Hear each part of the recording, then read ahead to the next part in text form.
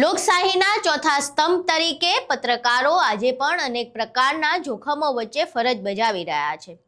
સાચા સમાચાર પ્રસારિત કરવા બદલ અનેકવાર પત્રકારોએ પોતાના જીવ ગુમાવવા પડે છે અથવા તો ખોટા કેસોમાં ફસાવીને તેમને આર્થિક અને માનસિક રીતે ભાંગી નાખવાના પ્રયાસો થતા હોય છે।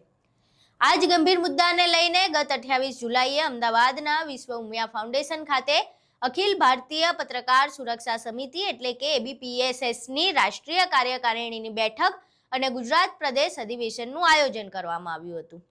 આ તકે એબીપીએસએસના રાષ્ટ્રીય અધ્યક્ષ જિગ્નેશ કાલાવાડિયા દ્વારા પત્રકારોની સુરક્ષા માટે ગુજરાતમાં વિશેષ કાયદો બનાવવાની ઉગ્ર માંગ કરવામાં આવી હતી। આ અધિવેશનમાં મંચ પરથી સંબોધન કરતા જિગ્નેશ કાલાવાડિયાએ પત્રકારોની વેદનાને વાચા આપી હતી। સમગ્ર દેશના અખિલ ભારતીય પત્રકાર સુરક્ષા સમિતિ પત્રકારોના હિત માટે કાર્યરત છે અને પત્રકાર હિતને ધ્યાનમાં રાખીને જ આજનું આ પ્રદેશ અધિવેશન ગુજરાતના જાસપુર ખાતે યોજવામાં આવ્યું હતું।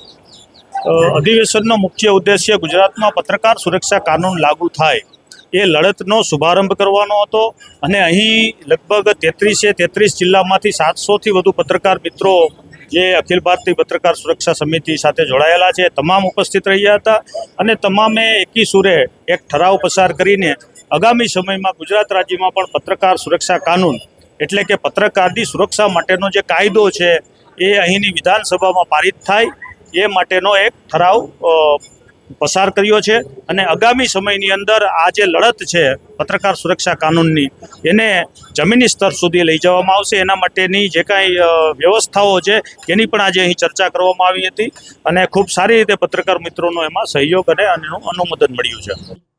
પત્રકારોના અધિવેશનમાં ન ફક્ત ગુજરાતથી પરંતુ દેશભરમાંથી પત્રકારોએ હાજરી આપી હતી, જેમાં પત્રકારોની સુરક્ષા સુનિશ્ચિત કરવા માટે કાયદાની માંગ કરવામાં આવી રહી છે। જણાવી દઈએ કે એબીપીએસએસની મહેનતથી છત્તીસગઢમાં આ કાયદો લાગુ થઈ ચૂક્યો છે અને એના આધારે જ ગુજરાતમાં પણ આ માંગ કરવામાં આવી રહી છે। ત્યારે દેશભરમાંથી આવેલા આ પત્રકારો આ કાયદા વિશે શું કહી રહ્યા છે અને શા માટે તેમને આ કાયદો બનાવવો એટલો જરૂરી લાગે છે તેના ઉપર એક નજર કરીએ।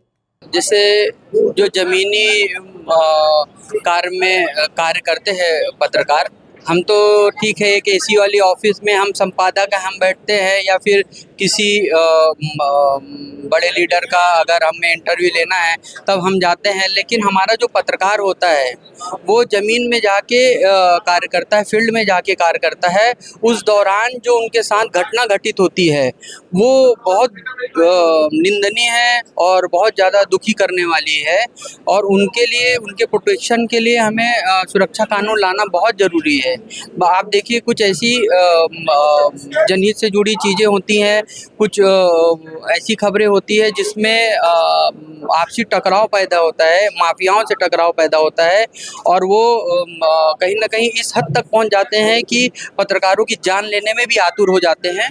तो अगर सख्ती से पत्रकार सुरक्षा कानून लागू हो जाएगा और हम ये मांग करते हैं कि गैर जमानती धारा के साथ पत्रकार सुरक्षा कानून लागू हो तो उससे कहीं ना कहीं पत्रकार सुरक्षित होगा। અમુક કહેવાય ફોર્થ પિલર છે સંવિધાનનો, પત્રકારોને જોઈએ એવું હજી સુધી મહત્વ સરકાર દ્વારા પ્રાપ્ત થયું જ નથી અને ઘણી રીતે પ્રતાડિત છે પત્રકારો।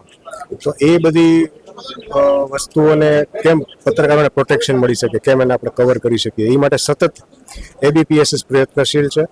पत्रकारों के लिए सबसे बड़ी सुरक्षा की ही समस्या है। पत्रकारों के पास रोटी की भी समस्या है, रोजी की भी समस्या है, लेकिन सबसे बड़ी सुरक्षा की समस्या है। અવારનવાર જોઈએ છે કે પત્રકારોને ઘણા બધા પડકારો હોય છે, ઘણા બધી તકલીફો પડી હોય છે અને એ વખતે કોઈ પણ એમની સાથે હોતા નથી, ખોટા ખોટા કેસો થતા હોય છે અને એક સંગઠનમાં રહેવાથી આ બધી વસ્તુઓનો આપણને ઘણો લાભ રહે છે। એટલે હું સૌને એ જ કહું છું કે આપણે સંગઠનમાં રહેવું જોઈએ। આ હતી પત્રકારોના મનની વ્યથા, જેઓ પોતાના અને પોતાના સહયોગીની ચિંતા કરી રહ્યા છે તેમજ સરકાર પાસે તેમના સુરક્ષાની માંગ પણ કરી રહ્યા છે। જો આ માંગ પૂરી નહીં થાય તો તેઓ જંતર મંતર જઈને દેશવ્યાપી આંદોલન કરવા સુધી પણ તૈયાર છે।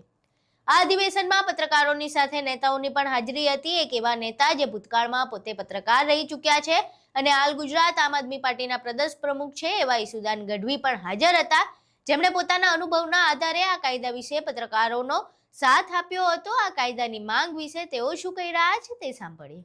રાજ્યના અને દેશભરના પત્રકારો આ પત્રકાર અધિવેશનમાં આવ્યા છે. પણ દુઃખની વાત એ છે કે પત્રકાર જ એવું એક વ્યવસાય છે કે જેમાં નથી આર્થિક સુરક્ષા, કે નથી સામાજિક સુરક્ષા, કે નથી પોતાની કે પોતાના પરિવારની સુરક્ષા. જ્યાં પણ આગ લાગે છે લોકો ત્યાંથી ભાગતા હોય તો મારો પત્રકાર ત્યાં જતો હોય છે.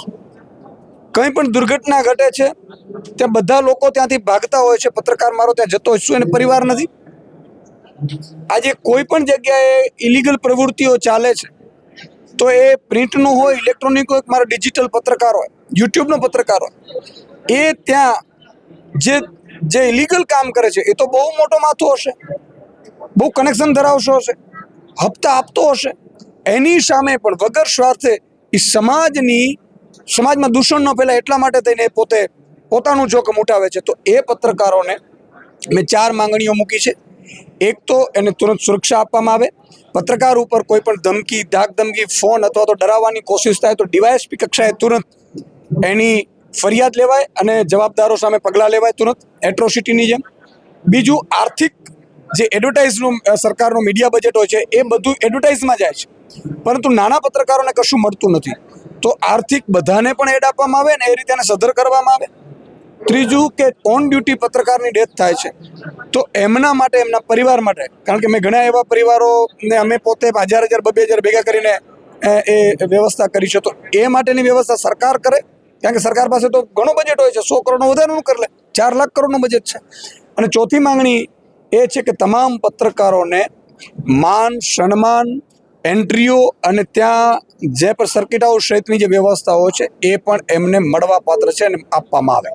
અહીં તમે ઈસુદાન ગઢવીને સાંભળ્યા. હવે આ અધિવેશનમાં કોંગ્રેસના નેતા અને પૂર્વ મુખ્યમંત્રીના પુત્ર એવા ભરતસિંહ સોલંકીએ પણ પોતાની હાજરી આપી હતી. આ બંને તો વિપક્ષના નેતા હતા, પરંતુ જે કાયદો બનાવે છે તે સત્તાધારી પક્ષ ભાજપના નેતાઓ અને મંત્રીઓ પણ આ અધિવેશનમાં હાજર રહ્યા હતા, જેમાં કુંવરજી બાવળિયા, કાંતિ અમૃતિયા અને ધવલસિંહ ઝાલાનો સમાવેશ થાય છે.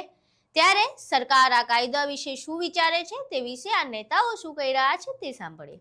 પહેલાં તો હું તમામ પત્રકારોને અભિનંદન દઉં કે આખા ભારતના લગભગ ઓછામાં ઓછા 800 પત્રકારો હતા.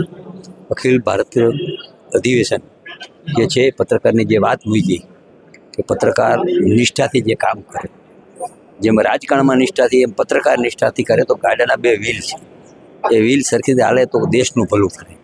એના માટે પત્રકારોમાં આવીને બહુ અતિ આનંદની વાત કરી. ગુજરાત સિવાયના બહારના પણ પત્રકારો હતા. ખૂબ મને મારા જિજ્ઞેશભાઈએ જે આયોજન કર્યું બહુ ગમ્યું છે.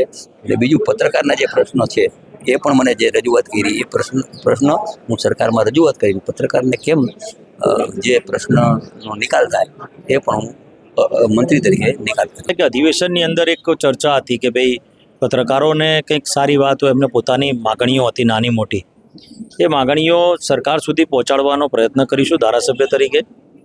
અને અધિવેશનમાં તમામ પત્રકારોએ જે એમ કહેવાય કે બેસીને જે ચર્ચા કરી અને એમની જે રજૂઆતો હતી એ રજૂઆતો ખૂબ ધ્યાન ઉપર લેવા જેવી છે. સાથે સરકારને પણ વિનંતી કરું છું કે એમની જે રજૂઆતો છે એને આપણે ધ્યાન ઉપર પણ લઈએ.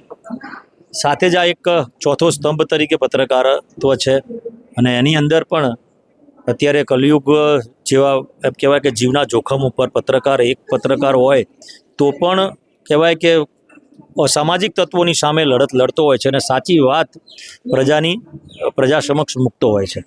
સાથે સરકારને પણ સાચી વાત પહોંચાડતા હોય છે.